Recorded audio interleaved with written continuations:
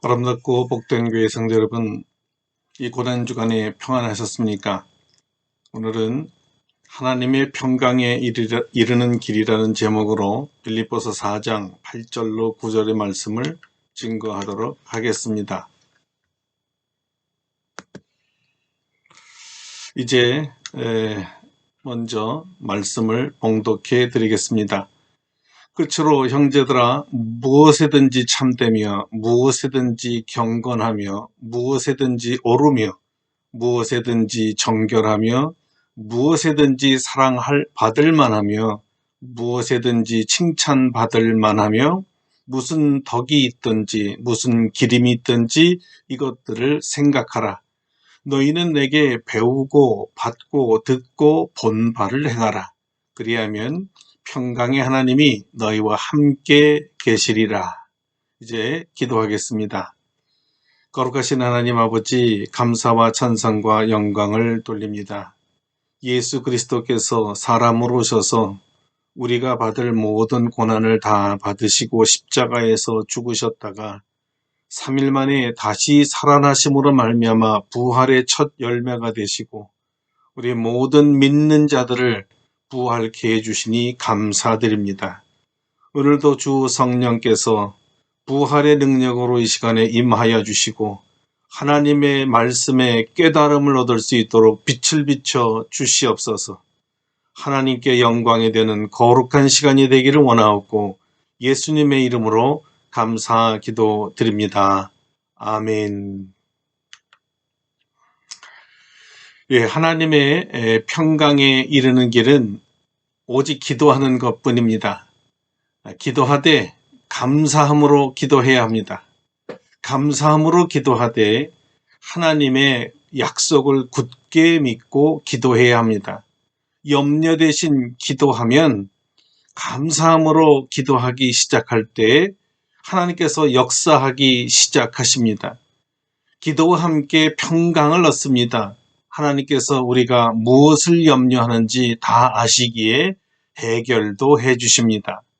세상이 줄 수 없는 하나님의 평강이 그리스도 예수 안에서 우리 마음을 주장하게 됩니다. 그리고 바울 사도는 끝으로 다시 한번 우리가 평강하기를 기원합니다. 끝으로라는 말은 우리에겐 종말로라는 말이 더 익숙하지요. 사실은 세상의 종말, 시간의 종말이 아니라 편지의 마지막으로입니다. 어쩌면 바울에게는 이 편지의 마지막 부분이면서 자신이 살아있는 동안에 빌립보 교회 성도들에게 줄 수 있는 마지막 글이기에 자신의 삶의 종말을 의미할 수도 있었을 것입니다. 그가 마지막 남기고 싶은 말이 무엇이었을까요? 그것은 바로 빌립보 교회 성도들의 평강이었습니다. 평강의 하나님이 너희와 함께 하시리라. 어떻게 해야 하나님의 평강을 얻고 누릴 수 있을까요? 바울 사도의 관심이 여기에 있었습니다. 그리스도인들이 평강하려면 두 가지, 그러니까 생각과 행동의 기준이 그리스도의 복음에 합당해야 합니다. 복음에 따라 생각하고 복음에 따라 행동할 때 하나님의 평강을 얻을 수 있습니다. 바울은 8절에서 생각하라와 9절에서 행하라, 그리하면 평강할 수 있다고 빌립보 교회 성도들을 각별히 사랑하는 마음으로 권면했습니다. 왜냐하면 바울이 볼 때 빌립보 교회 성도들의 개인별 성향에서 복음대로 살지 못하는 약점이 상대적으로 나타났기 때문이었습니다. 무슨 말인고 하니 어떤 사람은 생각하는 유형인데 행함이 없거나 행함이 약하고, 또 어떤 사람은 행동하는 사람이지만 생각 없이 행하는 사람이라는 것입니다. 하나님의 평강을 받고 유지하는 데 있어서 둘 다 문제가 있음을 바울은 발견한 것입니다.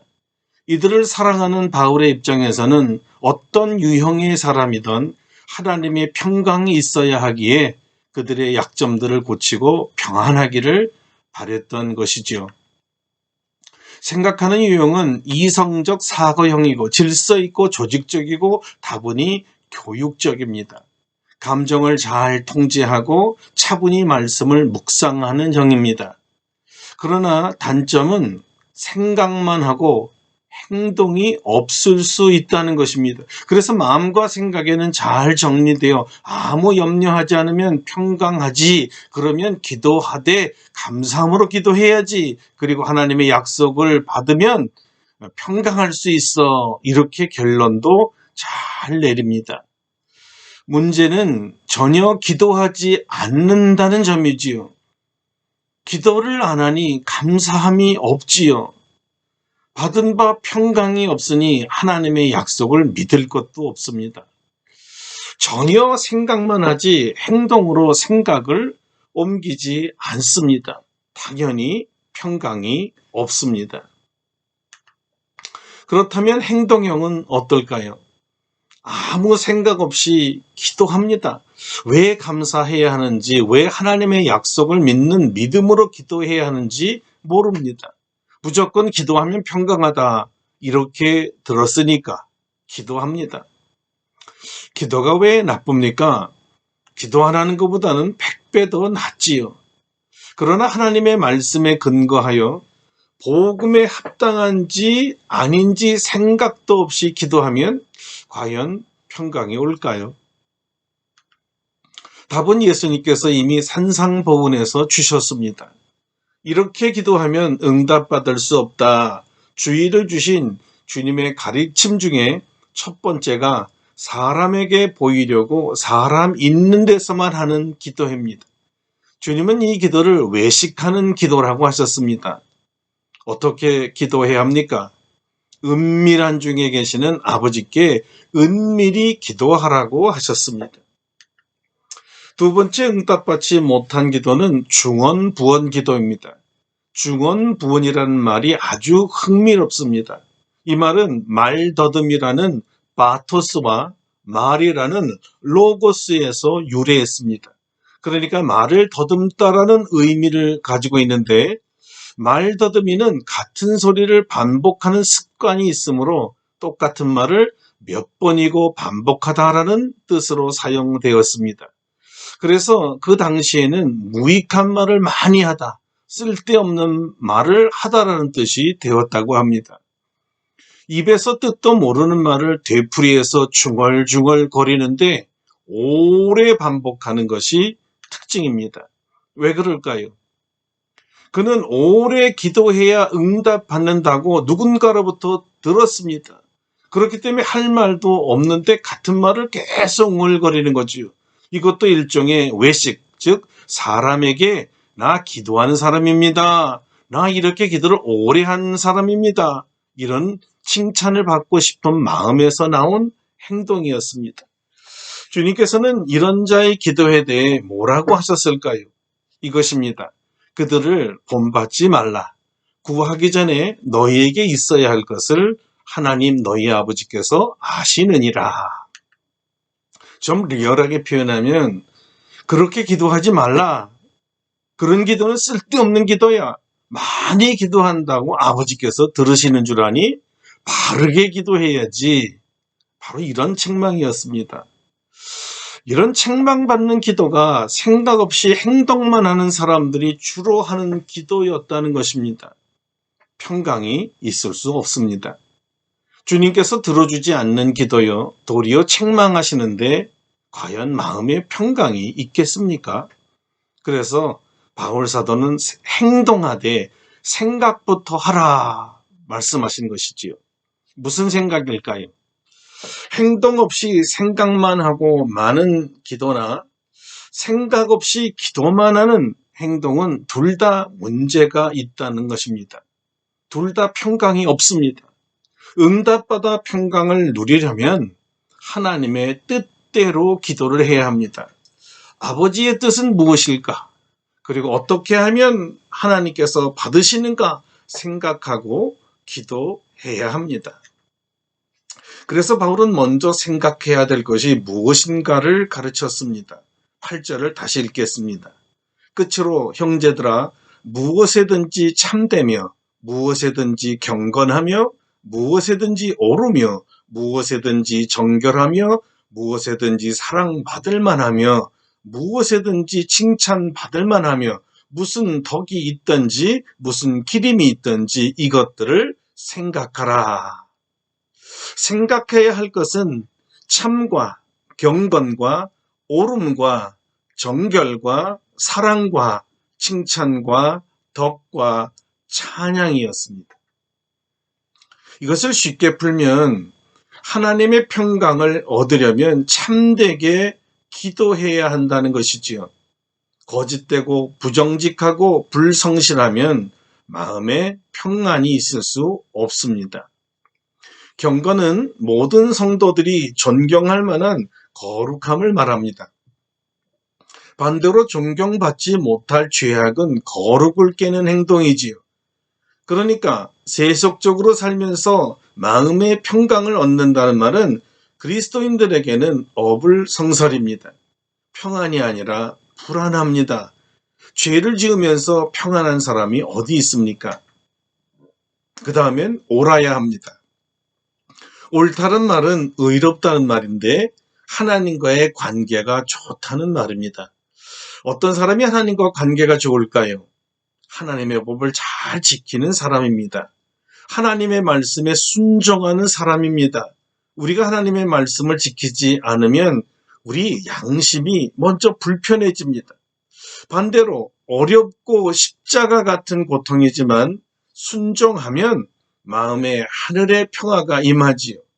무엇이든지 옳은 일, 옳은 결정을 하는 사람은 마음이 평안합니다. 넷째로 정결은 깨끗함을 말합니다. 영적 깨끗함을 거룩이라고도 합니다. 구별된 삶을 말하지요. 이 말은 남녀 관계에서도 많이 사용되었습니다.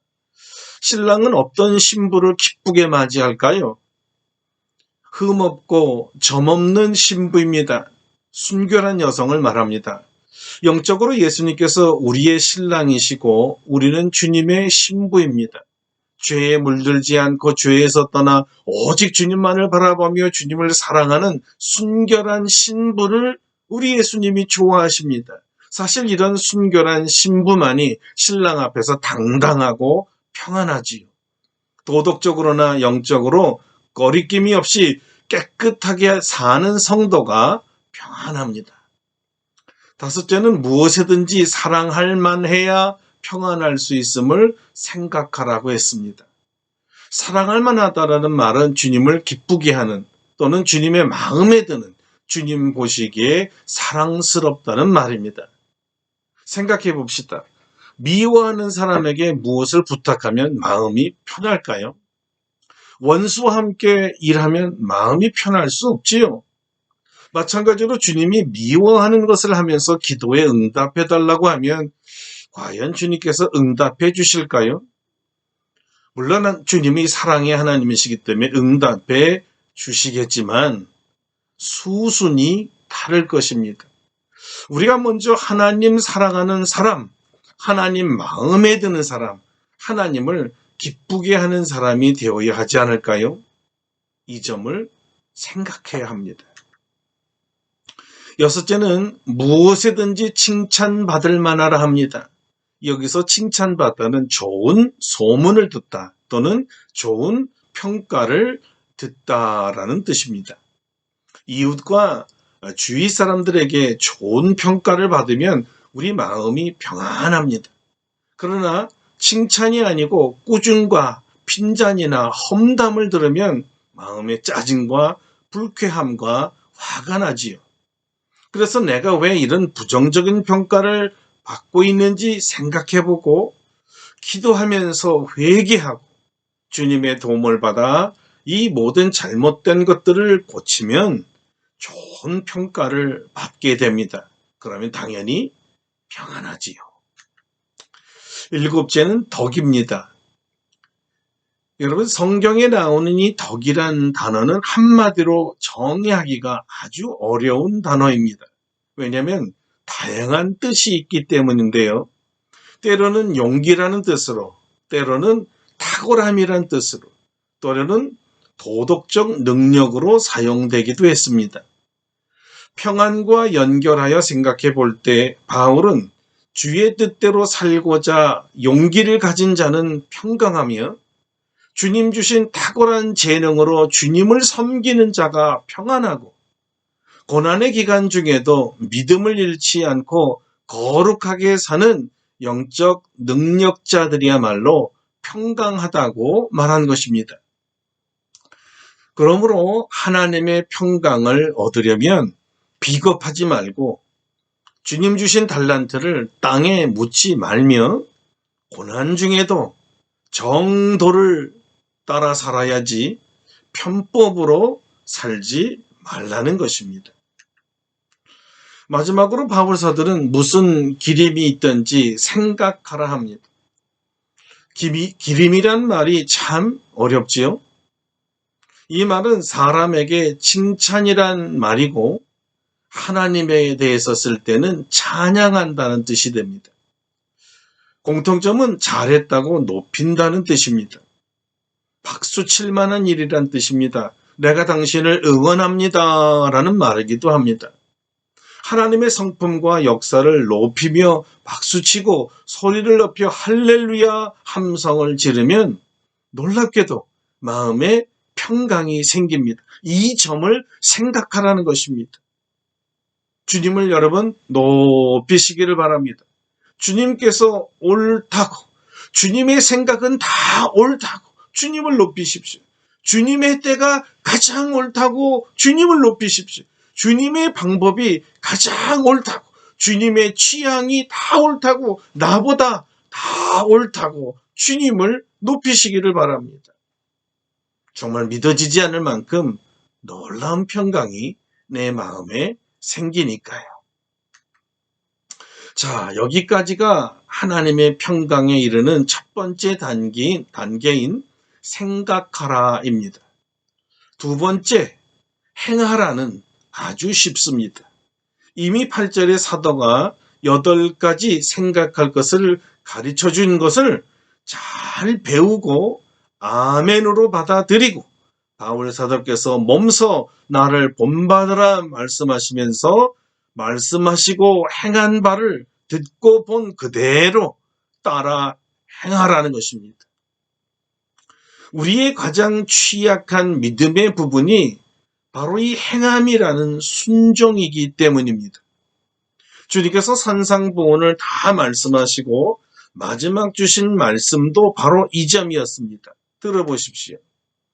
그러므로 누구든지 나의 이 말을 듣고 행하는 자는 그 집을 반석 위에 지은 지혜로운 사람 같으리니 비가 내리고 창수가 나고 바람이 불어 그 집에 부딪히되 무너지지 아니하나니 이는 주초를 반석 위에 놓은 까닭이요 나의 이 말을 듣고 행하지 아니하는 자는 그 집을 모래 위에 지은 어리석은 사람 같으리니 비가 내리고 창수가 나고 바람이 불어 그 집에 부딪힘에 무너져 그 무너짐이 심하니라.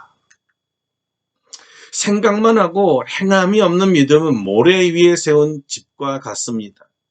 믿음이 있는 것 같은데 열매를 맺지 못해서 결코 한 번도 하나님의 평강을 경험하지 못하는 사람입니다. 그래서 야고보 장로도 야고보서에서 이 점을 강력히 지적했습니다. 너희는 말씀을 행하는 자가 되고 듣기만 하여 자신을 속이는 자가 되지 말라. 영혼 없는 몸이 죽은 것 같이 행함이 없는 믿음은 죽은 것이니라. 생각하고 행동하라. 그리하면 평강의 하나님이 너희와 함께 하시리라. 바울의 말씀과 야고보의 권면과 바울의 이 마지막 권고는 다 한 가지였습니다. 사랑하는 성도 여러분, 여러분이 어떤 시련과 환경 속에서도 평강하기를 축원합니다. 평강을 위해 참되고 경건하며 오르며 정결하고 사랑받을 만하며 칭찬받을 만하고 덕과 찬양이 우리의 삶에 넘칠 때 감사함으로 하나님께 기도하면 그리스도 예수 안에서 하나님의 평강이 넘칠 줄 믿습니다. 아멘. 기도하겠습니다. 거룩하신 하나님, 오늘 하나님의 평강에 이르는 길을 주께서 우리에게 가르쳐 주셨습니다. 말씀대로 복음대로 생각하고 복음대로 행동하는 것이었습니다. 말씀을 따라 잘 묵상하여 주님의 뜻대로 주님을 기쁘게 하는 기도를 하며 감사함으로 기도할 때 우리 하나님께서 우리의 기도를 받으시고 응답하사 우리에게 하나님이 주시는 놀라운 평강으로 넘치게 채워줄 줄 믿습니다.